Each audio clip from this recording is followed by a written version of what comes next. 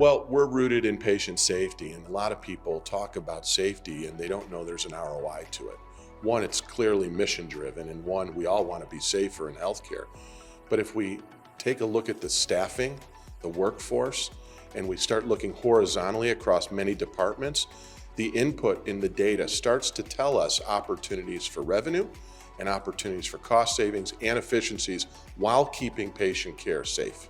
Well, I would say, denials is always a hot topic for everyone.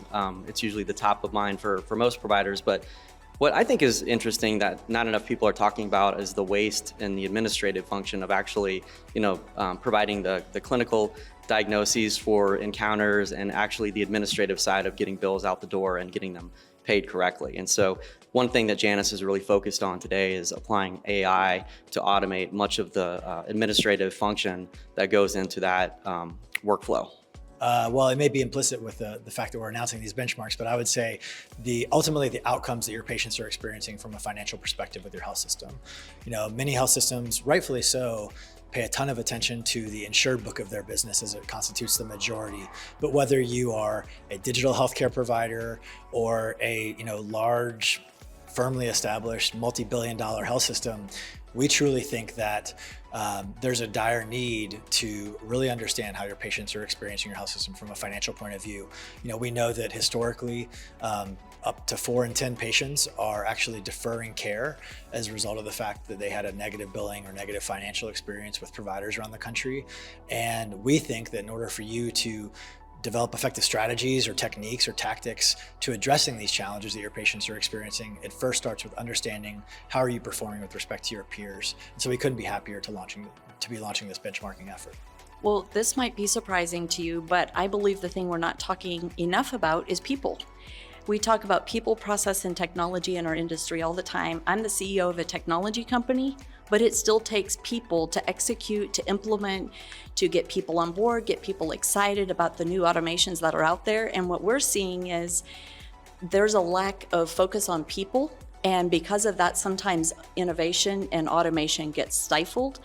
So if we can make sure we've got the right people in the right place, doing what they do best, all the way from ideation to implementing it, we're gonna have a lot more success. Well, I can think of one that is very current, very recent, which is that our EDI claims clearinghouse network in our country can in fact be at risk again. I'm sure everybody's aware of the outage that happened starting in February. Our organization has struggled with it, as has many other payers and providers. And we don't think that this is going to be the last that we'll see. It may not even be the worst, although that's hard to believe. But I think that the entire community has to really be prepared to protect themselves and to make sure that if something like this happens again, that there is a backup, that there's another way to actually get claims from place to place. So that's definitely going to be something that we have to do something about. I would say this one's easy for me just because it's where my passion lies. It would be credit balances. I know they're the sexiest part of healthcare, these negative accounts that sit around, inflate books, confuse things. I've been talking about credits for the last decade, and I think I've brought some awareness to these accounts.